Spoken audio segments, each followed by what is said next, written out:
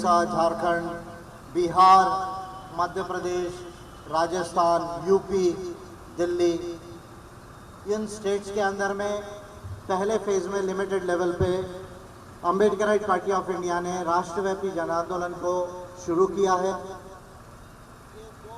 मुद्दों के ऊपर में ये राष्ट्रीय जन आंदोलन है।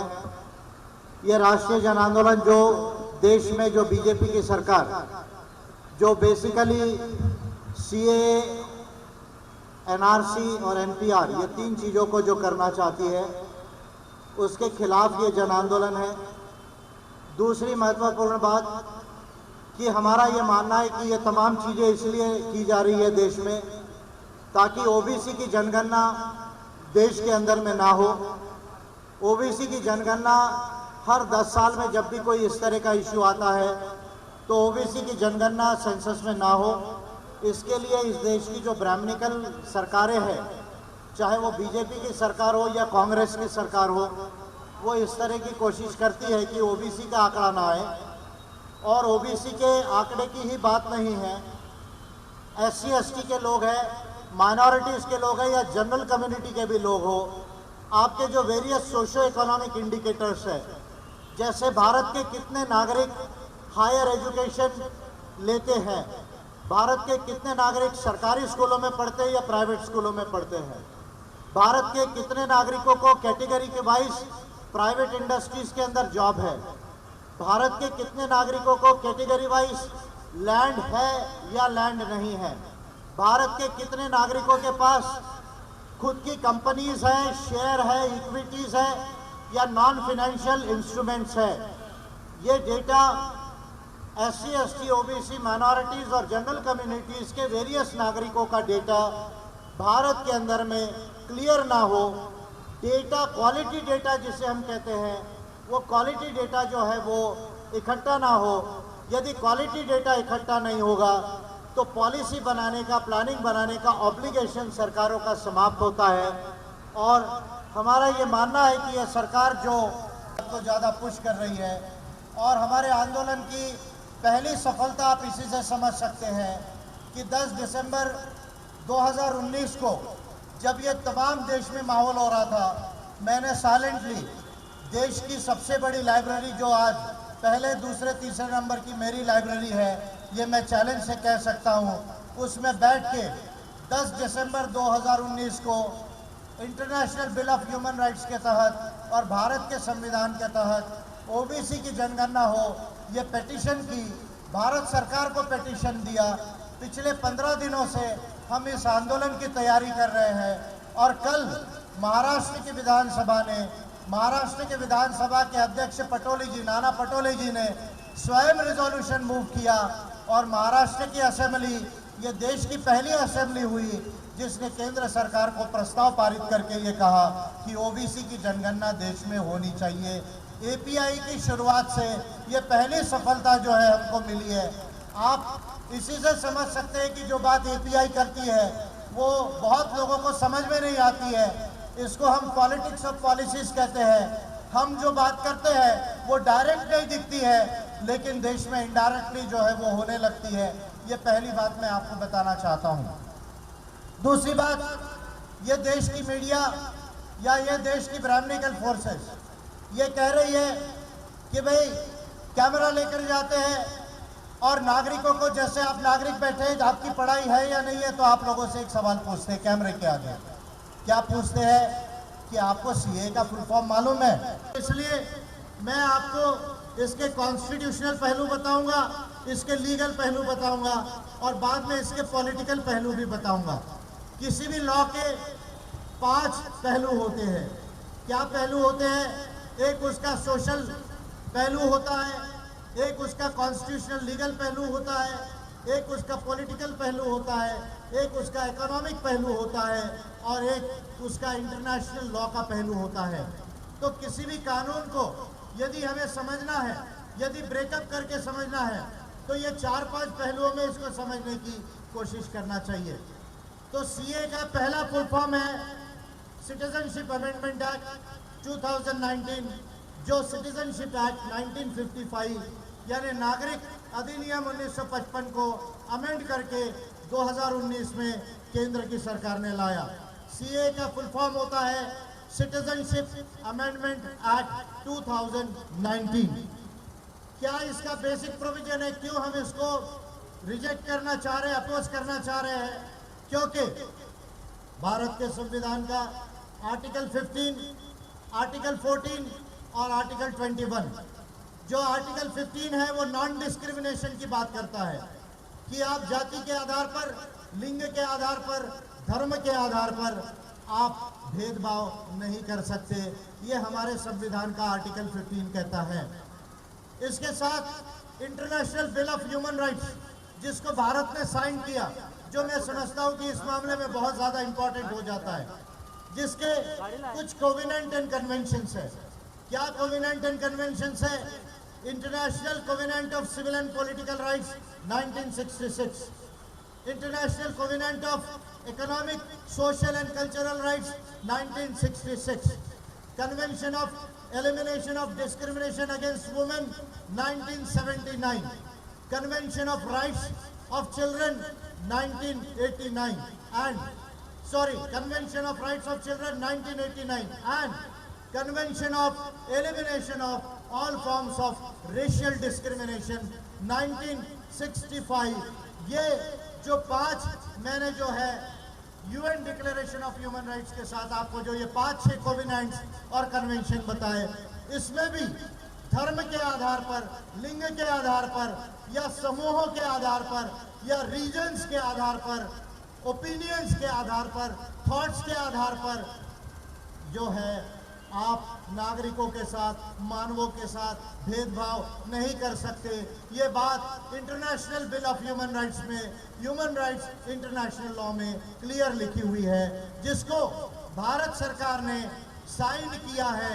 जिसे साइन किया है वही कोवेनेंट एंड कन्वेंशन में साइन कर रहा हूं। ये बीजेपी के लोग, आरएसएस के लोग ये कहते हैं, क्या कहते हैं कि भाई हमें मुस्लिम लोगों को पाकिस्तान से, बांग्लादेश से या अफगानिस्तान से, क्योंकि वो कंट्री ऑलरेडी इस्लामिक है, इसलिए वहां के रेफ्यूजी को हमको लेने की जरूरत नहीं है। मैं कह रहा हूं कि ये केवल मुस्लिम का सवाल नहीं है। ये सीए के अंदर केवल मुस्लिम रेफ्यूजीज को नागरिकता नहीं नकारी गई है। ये सबसे बड़ा झूठ है जो बीजेपी और आरएसएस की सरकार कह रही है।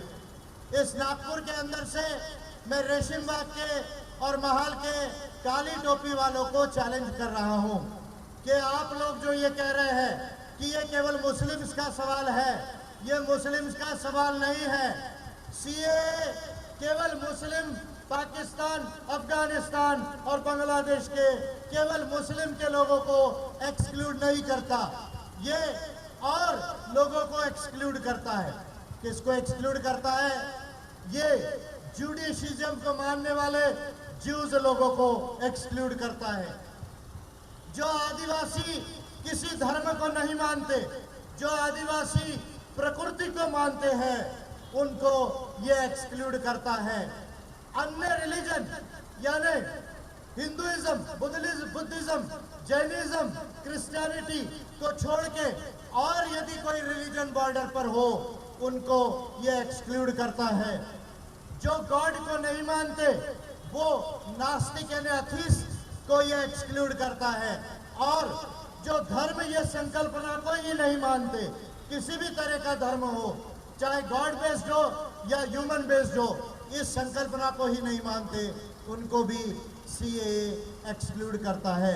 यानी सीए ये केवल मुसलमानों के साथ भेदभाव नहीं करता, ये धर्म के आधार पर, ये ओपिनियन के आधार पर, ये मत के आधार पर, ये नेचर के आधार पर भेदभाव करने वाला कानून है, जो भारत का संविधान का भी उल्लंघन है और जो ह्यूमन राइट्स इंटरनेशनल लॉ का भी उल्लंघन है।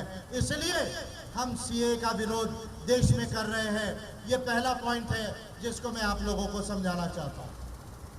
दूसरा पॉइंट है कि अब ये सरकार 1 अप्रैल से एनपीआर को लाना चाहती है, नेशनल पॉपुलेशन रजिस्टर, और ये कह रही है, ये सरकार कह रही है, ये सरकार की अगर कोई पहचान है, मोदी जी के, शाह के सरकार की यदि कोई पहचान है, तो इनकी एक ही पहचान है। क्या पहचान है? कि ये झूठों और जुमलेबाजों की सरकार है। क्या ये सरकार की पहचान है? ये सरकार की पहचान है झूठों और जुमलेबाजों की पहचान सरकार है। कैसे ये झूठ बोल रही है? अब मैं आपको इसका लीगल फैक्ट बताता हूं। सिटीजनशिप एक्ट 1955 को कांग्रेस की सरकार ने दिसंबर 2012 में अमेंडमेंट करके एनआरसी को लाया। ये फैक्ट राहुल गांधी को मैं कहना चाहता हूं। यहां महाराष्ट्र के जो कांग्रेस की गवर्नमेंट है उनको यह कहना चाहता हूं कि मनमोहन सिंह जी की सरकार में 3 दिसंबर 2004 को आपकी सरकार ने जो है, जब मनमोहन सिंह जी की सरकार बनी, वाजपेयी की सरकार जाने के बाद, तो ये आपकी सरकार थी जिसने सिटीजनशिप एक्ट 1955 को संशोधन किया और उसमें सेक्शन 14A एंड सेक्शन 18 को लाया। सेक्शन 14A और सेक्शन 18 को लाकर आपने एनआरसी को लाया और उसी रूल के रूल 3, सब रूल 4 एंड सब रूल 5 के अंदर में एनपीआर का प्रोविजन है। सिटीजनशिप एक्ट 1955 के अमेंडेड वर्षन 2004 के 14A एंड 8 सेक्शन के जो रूल्स है, citizenship registration rules and issuance of identity cards 2003 के रूल 3, सब रूल 4, सब रूल 5 के तहत एनपीआर का प्रोविजन है। यानी एनपीआर ये एनआरसी की पहली स्टेज है। एनपीआर ये एनआरसी की पहली स्टेज है। और क्यों इसका विरोध करना जरूरी है? विरोध करना इसलिए जरूरी है क्योंकि हम सब ये भारत के मूल निवासी हैं, हम ये भारत के रहवासी हैं, हम ये भारत में हजारों साल से रहते हैं।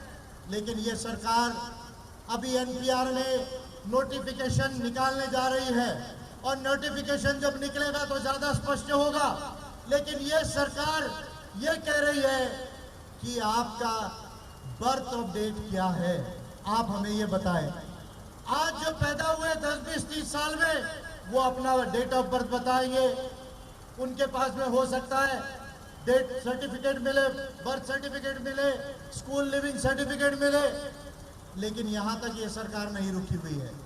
ये सरकार उससे आगे जाना चाह रही है। क्या कह रही है? कि आपके माता पिता की डेट ऑफ बर्थ क्या है, आपके माता पिता की डेट ऑफ बर्थ क्या है। अब मान लीजिए कोई आज अगर किसी की उम्र 60 साल हो, 70 साल हो, ऐसे हमारे यहाँ बुजुर्ग बैठे हुए जो 1950 के बाद यहाँ पैदा हुए देश में, अगर उनको बोला कि आप 1951-52 में पैदा हुए, आपके मम्मी डैडी की डेट ऑफ बर्थ क्या थी, तो मुझे लगता है कि भारत की 30-40% आबादी अपने माता पिता का डेथ सर्टिफिकेट जो है, स्कूल लिविंग सर्टिफिकेट जो है, वो शायद प्रोड्यूस नहीं कर पाए।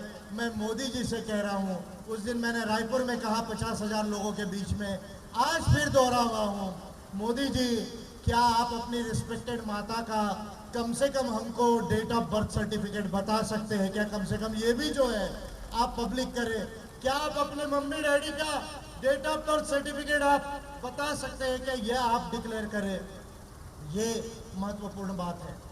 अगर कॉन्स्टिट्यूशन के पार्ट 2 में जो नागरिकता फंडामेंटल राइट नहीं है, नागरिकता ये कॉन्स्टिट्यूशनल राइट है, ये लीगल राइट है, ये फंडामेंटल राइट नहीं है। Part 2 of the constitution of India, article 5 से आर्टिकल 11 तक, नागरिकता ये मूलभूत अधिकार नहीं, ये कॉन्स्टिट्यूशनल और लीगल अधिकार है। और भारत के संविधान के आर्टिकल 11 में संसद को ये राइट दिया गया है कि वो नागरिकता को रेगुलेट करे।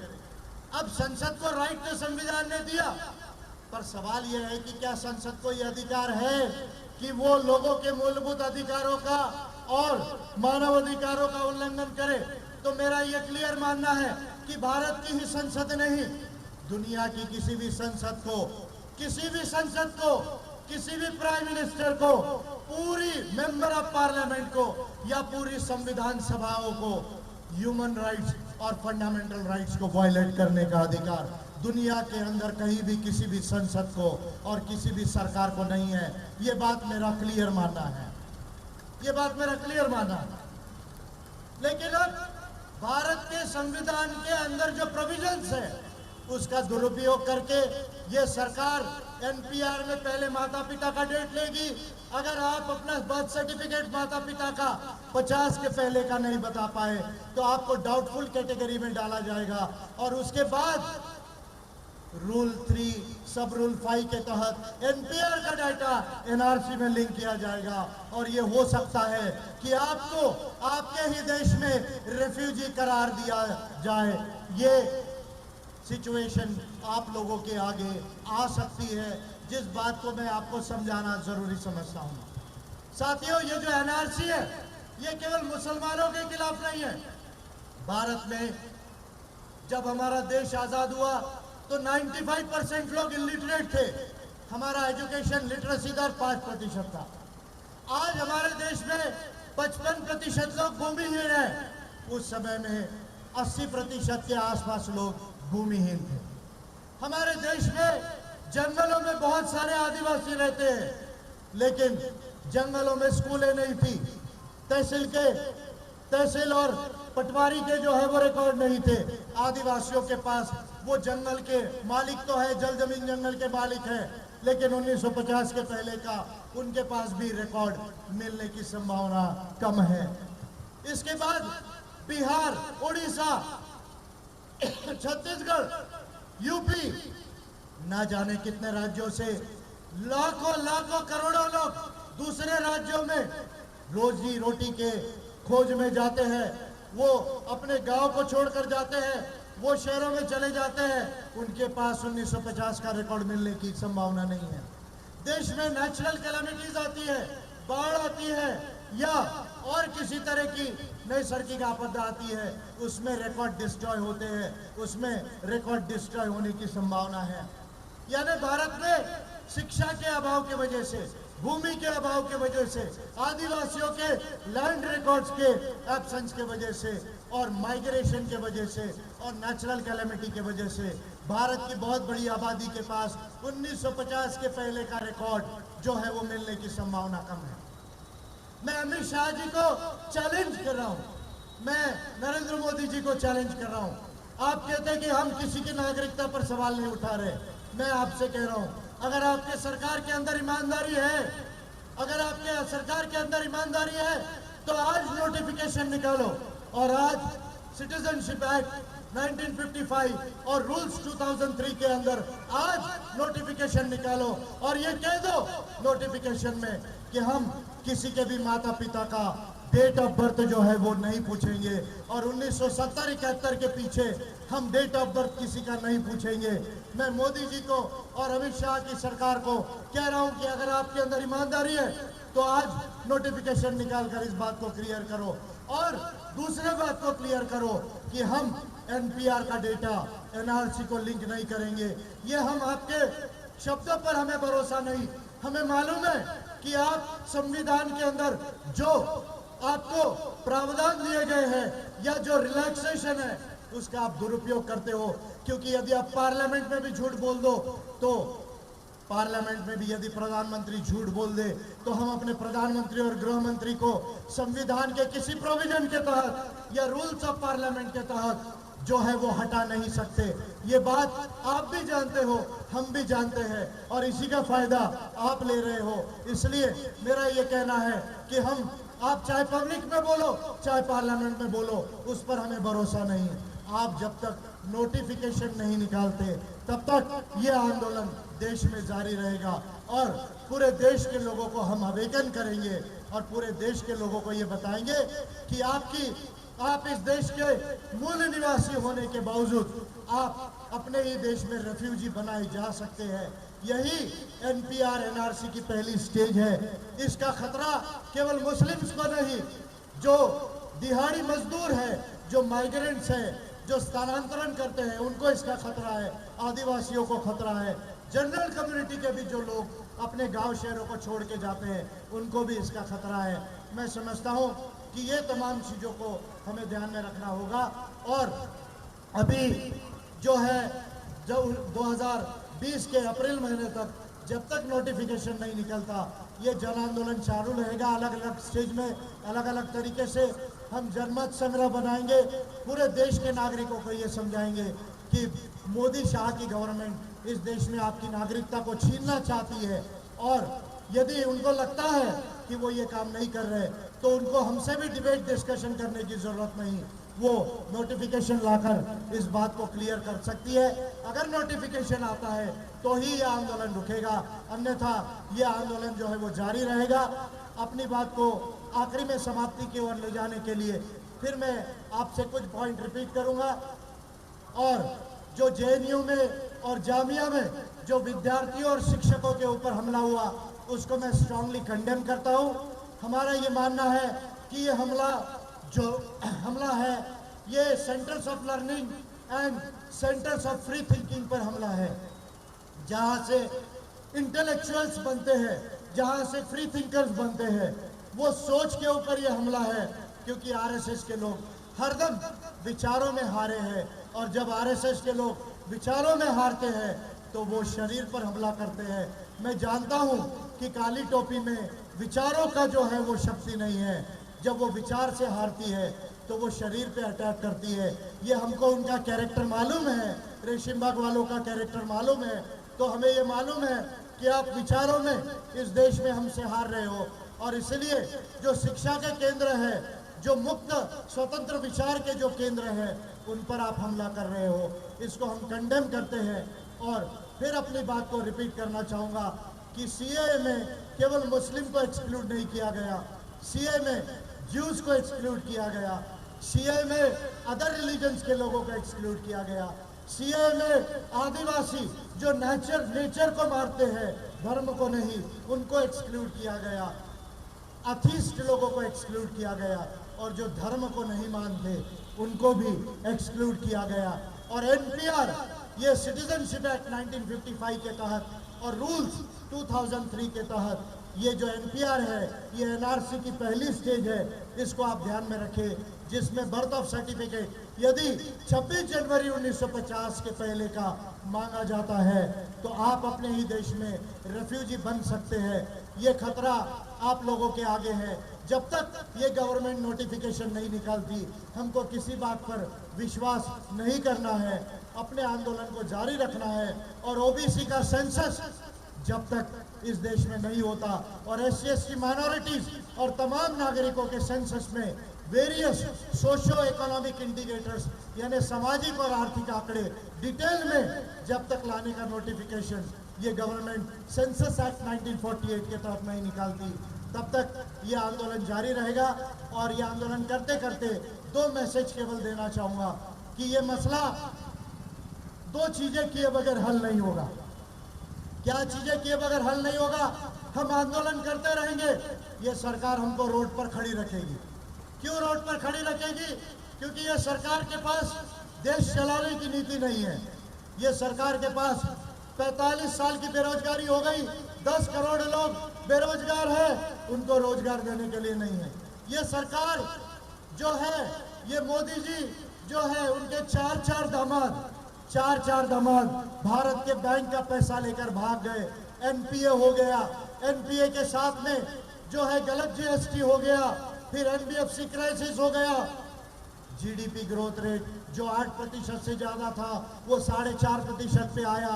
पिछले 3 सालों में नोटबंदी के बाद 20 लाख करोड़ रुपया, 20 लाख करोड़ रुपया जो भारत में ज्यादा आना चाहिए था, वो भारत से चले गया। ये मोदी गवर्नमेंट ने भारत को फेल किया है। मोदी गवर्नमेंट भारत को बर्बाद कर रही है। इसके पास ये देश को चलाने की नीति नहीं है, इसके मिनिस्टर को नॉलेज नहीं है। और इसलिए मोदी सरकार हमें जानबूझकर रोड पर खड़ा रखना चाहती है ताकि हम लड़ते रहे, हम क्राइसिस में रहे, इनकी सरकार के 5 साल निकल जाए और फिर 2023 में ये कोई नया एजेंडा लाके चुनाव जीतने का जो है वो कोशिश करे। ये षड्यंत्र को मोदी गवर्नमेंट के हमें समझना है और इसलिए इसके 2 स्थायी समाधान है। क्या 2 स्थायी समाधान है? वो 2 स्थायी समाधानों को मैं आपको आज क्लियरली बताना चाहता हूं। एक, जब तक बीजेपी लोकसभा और विधानसभाओं को जीतते रहेगी, यानी लॉ मेकिंग लेजिस्लेचर्स में बीजेपी जीतते रहेगी, तब तक ये प्रॉब्लम हल होने वाली नहीं है। इसलिए मेरा क्लियर संदेश है कि यदि इन समस्याओं का समाधान निकालना है तो बीजेपी को चाहे छोटा इलेक्शन हो चाहे बड़ा इलेक्शन हो, बीजेपी को देश में हराना होगा। बीजेपी को देश में हराना होगा। एपीआई जैसी पार्टीज को ऊपर लाना होगा। एपीआई जैसी पार्टीज को ऊपर लाना होगा। ये मेरा क्लियर जो है वो आप लोगों को संदेश है। और आपको पॉलिटिक्स समझता नहीं है, आपको पॉलिटिक्स समझता नहीं, इसलिए शायद आप लोग रोड पर बैठे और मुझे भी आपको रोड पर गाइड करना पड़ता है। लेकिन एपीआई ने 2 राज्यों से बीजेपी को आउट किया। पहला राज्य छत्तीसगढ़। आज छत्तीसगढ़ में एक भी ट्राइबल सीट पर बीजेपी का एमएलए नहीं है। एक भी आदिवासी के सीट पर बीजेपी का एमएलए नहीं है।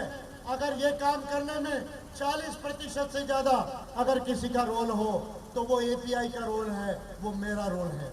दूसरा, झारखंड से, भले ही झारखंड में हम बहुत लेट गए, लेकिन झारखंड का नतीजा आप देख रहे हैं। और जिन आदिवासियों को आप पूरे देश के लोग समझते हैं कि उनको समझ नहीं है, वो आदिवासियों की सरकार झारखंड में बन गई है। इसी से आप समझ लो कि एपीआई का पॉलिटिक्स कितना स्ट्रांग है। एपीआई जो है वो करती है, वो समझ में नहीं आता। मैंने खूंटी के भाषण में कहा कि मेरी सरकार यदि बनी तो पत्थलगड़ी की जो 11,000 केसेस है मैं उसको 1 दिन में विड्रॉ करूंगा, क्योंकि पत्थलगड़ी करना ये कोई अपराध नहीं है। अगर संविधान पेशा लॉ और मानव अधिकारों के ध्यान में रख के यदि लिखा जाता है तो पत्थलगड़ी कोई अपराध नहीं है। आप भी अपना नोटिस बोर्ड लगाते हो, कलेक्टर और तहसीलदार, तो आदिवासी की ग्राम सभा भी लगा सकती है। ये बात मैंने कहा और हेमंत सोरेन जी की सरकार बनने के बाद उन्होंने पहला निर्णय ये लिया कि पत्थलगड़ी की केसेस को वो वापस करने जा रहे हैं।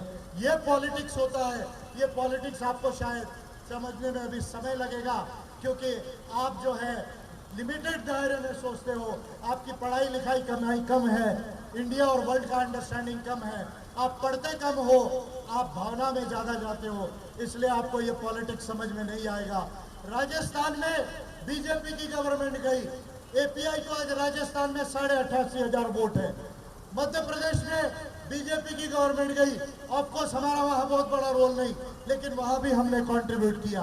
पूरे देश में नोटबंदी के बाद से लेके या 2014 में जब मोदी गवर्नमेंट बनी, वहां से लेके पूरे देश के लोगों को, जब देश के लोग मोदी जी के अगेंस्ट में बोलने से कतरा रहे थे, उनको जागरूक करने का काम एपीआई ने किया। मैंने पूरे देश के स्टेट्स के अंदर में घूम के जो है ये बताया लोगों को कि मोदी गवर्नमेंट को हराना पड़ेगा। ये बात जो है पहला सोल्यूशन मैं बता रहा हूँ, लेकिन इसका परमानेंट सोल्यूशन ये मोदी सरकार को भी हराना नहीं है। ये मैं आपको दूसरी बात बता रहा हूँ। बीजेपी को तो हराना पड़ेगा, लेकिन बीजेपी को हराना कोई इसका सही समाधान नहीं है, क्योंकि अगर कांग्रेस जैसी गवर्नमेंट्स भी आते रही तो वो भी इस तरह का कानून बनाती है। इसलिए मेरा स्पष्ट मानना है, क्या मेरा स्पष्ट मानना है कि भारत के संविधान को यदि बचाना है, भारत के संविधान को यदि बचाना है तो भारत के संविधान को पॉजिटिवली अमेंड करना होगा। भारत के संविधान को पॉजिटिवली अमेंड करना होगा। और ये बात मैं दुनिया के 200 संविधानों को पढ़ने के बाद, कॉन्स्टिट्यूएंट असेंबली डिबेट्स को पढ़ने के बाद, कॉन्स्टिट्यूशन की कमेटी के रिपोर्ट्स को पढ़ने के बाद क्लियरली ये बात को कह रहा हूं कि भारत का संविधान अच्छा है। लेकिन अब ये जो प्रॉब्लम्स निर्माण हो रही है वो संविधान में जो लूप होल्स है उसका इस्तेमाल करके पार्लियामेंट लॉ बना रही है, गवर्नमेंट रूल्स बना रही है और देश में बातें आगे नहीं बढ़ रही है। चाहे फिर वो राम मंदिर का गलत इंटरप्रिटेशन किया गया हो या 3 तलाक के इंटरप्रिटेशन हो या एनआरसी हो या एनपीआर हो या सीए हो या आने वाले समय में ऐसी कई चीजें आप देख सकते हैं कि भारत में नोटबंदी हो गई, भारत से 20 लाख करोड़ रुपए चले गया, लेकिन ना गवर्नर के ऊपर पनिशमेंट हुई, ना प्राइम मिनिस्टर को कुछ बोला गया। सुप्रीम कोर्ट ऑफ इंडिया को यह अधिकार नहीं है कि वो गवर्नर को या राष्ट्रपति को या प्राइम मिनिस्टर को या किसी भी मिनिस्टर को सुप्रीम कोर्ट सजा दे सके। ये संविधान में प्रोविजन नहीं है, ये संविधान में हमारे प्रोविजन नहीं है कि हम अपने प्राइम मिनिस्टर को या मिनिस्टर को अगर वो कॉन्स्टिट्यूशन का वायलेशन करता है तो उसको हम हटाएं। इसका प्रोविजन कॉन्स्टिट्यूशन में नहीं है, केवल इलेक्शन से ये काम किया जा सकता है। इसलिए इलेक्शन 2 इलेक्शन के पीरियड में जो कॉन्स्टिट्यूशनल क्राइसिस आता है उसको यदि ठीक करना है तो संविधान को पॉजिटिवली संशोधन करना होगा।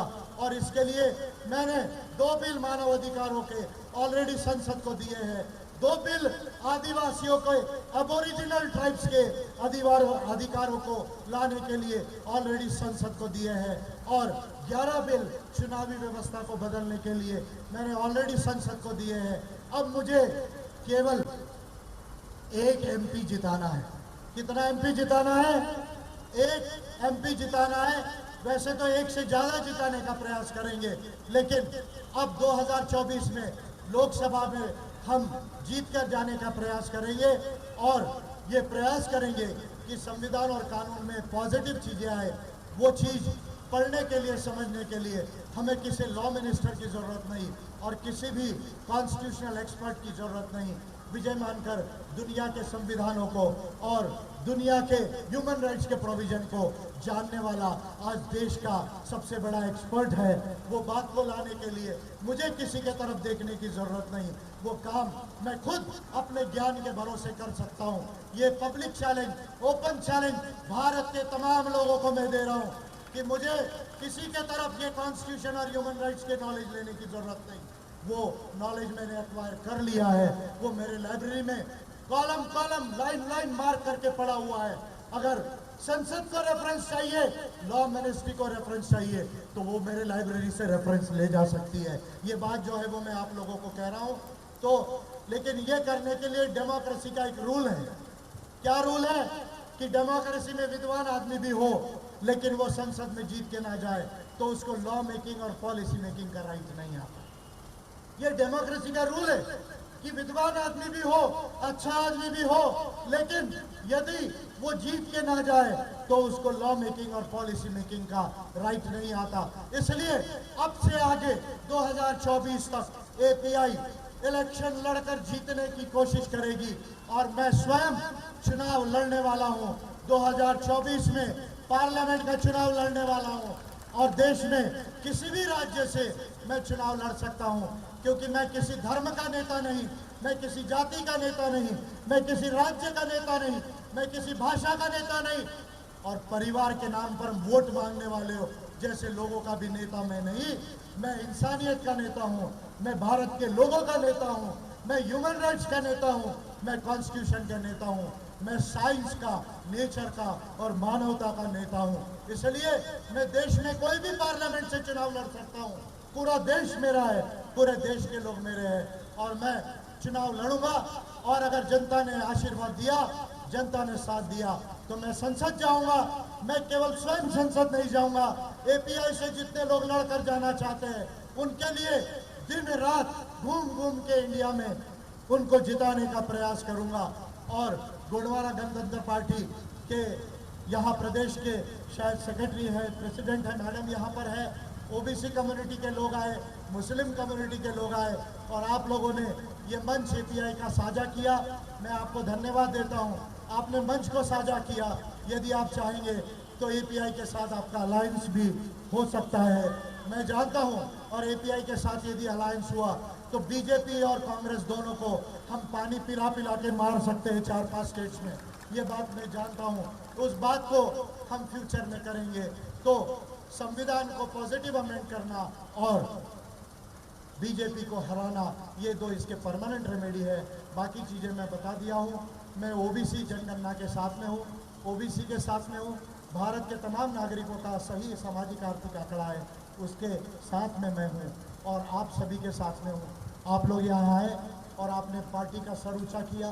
पार्टी के पदाधिकारी, कार्यकर्तागण और मंगल चिंतक, आप लोगों ने ये काम किया, मैं आपको धन्यवाद देता हूँ। मीडिया के लोग विशेष तौर पर आए, मैं मीडिया के लोगों का धन्यवाद देता हूँ। पुलिस के लोगों का धन्यवाद देता हूँ। एपीआई के कार्यक्रम में आपको ज़्यादा ज़रूरत नहीं पड़ेगी, पुलिस के लोगों को ज़्यादा ड्यूटी करने की ज़रूरत एपीआई के कार्यक्रम में नहीं पड़ती। एलआईबी के लोगों का धन्यवाद देता हूँ कि मेरी बात को जाए और एलआईबी के लोग जो है डायरेक्ट अमित शाह को रिपोर्टिंग दे कि मैंने ये बात कही, होम मिनिस्टर को ये बात कहे कि मानकर साहब ने संविधान के आधार पर, मानव अधिकारों के आधार पर आपके सीएए को, एनआरसी को और एनपीआर को चैलेंज किया है। और जो दूर से सही मेरी बात को सुन रहे हैं, रोड से जो मेरी बात को सुन रहे हैं, वो भारत के तमाम नागरिकों को, जनता को मैं धन्यवाद देता हूँ और अपनी बात को यही समाप्त करता हूँ। जय प्रबुद्ध भारत, जय प्रबुद्ध भारत। मोद वेडची गोंडवाना।